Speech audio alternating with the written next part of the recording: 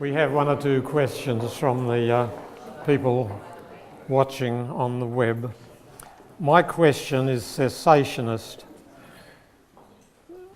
Cessationist Christians deny the continuation of the Spirit's charismatic gifts, healing, prophecy, tongues and so on after the first century.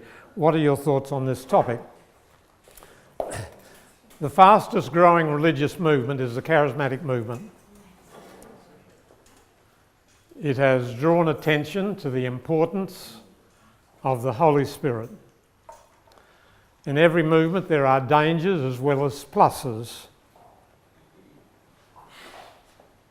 The danger in teaching the gospel is that people may say, well, I can get away with anything because there's forgiveness of sins.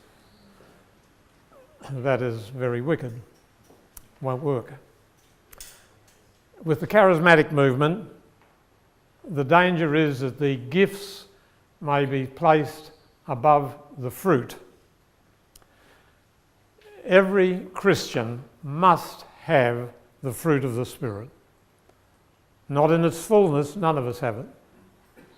A lot of that fruit's still green, still growing, but it must be there. Gifts are different. None of us have all the gifts. All of us have one or more of the gifts. But what about the miraculous gifts? I think the teaching of the New Testament is this: that God as God can bring to pass miraculous things anytime he wills to.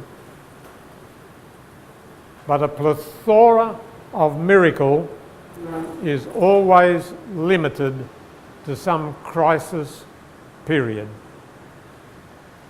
Many people think that the Bible is full of miracles. It's not. There are whole centuries in the Bible, in the Old Testament, where you find no miracles.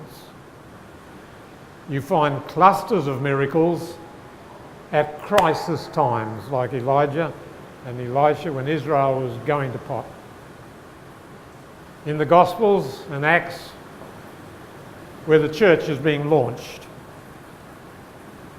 Every great crisis, miraculous gifts.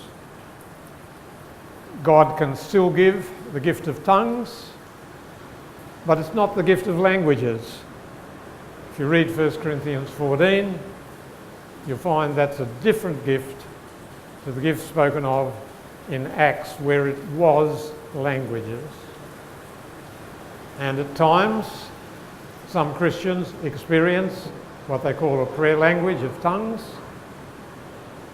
but it should never be taught that unless you have that, you're not a Christian. That is not true. As for healings, God can heal at any time. I've been to Lourdes, where millions of people go to be healed when the doctors give them up. There you see these people being carried in wheelchairs, limping with sticks, going to the miraculous grotto. Far, far less than 1 in 1,000 is ever spoken of as being miraculously healed. In the letter that Paul wrote to Timothy, he gave him some advice about his stomach problems. He said, don't drink only water, get some of the best unfermented grape juice you can find. There are 100 types of wine in Paul's day, most of it unfermented. And Paul said, now look, for your stomach's sake, and you're often indigestion and other problems, have some of that. He did not say, when I come I'll say abracadabra and a prayer and you'll be healed. Also in Paul we read him saying about Trophimus, I have left at Miletum sick. Paul loved Trophimus. Why didn't he heal him? Paul had a thorn in the flesh. He prayed repeatedly. Thrice stands for many. And you know what God said to him?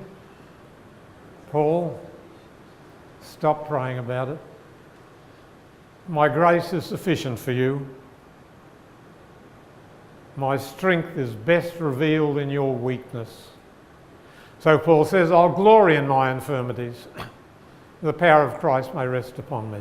Now, if I was told by the doctor I had a final illness, he wouldn't have finished the sentence and I'd be praying about it. But I would be well aware that there's a far, far greater number of Christians who die of unhealed diseases than who live on after a medical crisis. So the golden rule for you to remember is God can do anything, anytime, but his miraculous gifts in a plethora, in abundance, are only bestowed at a time of crisis. It will next happen on the eve of the end of the world.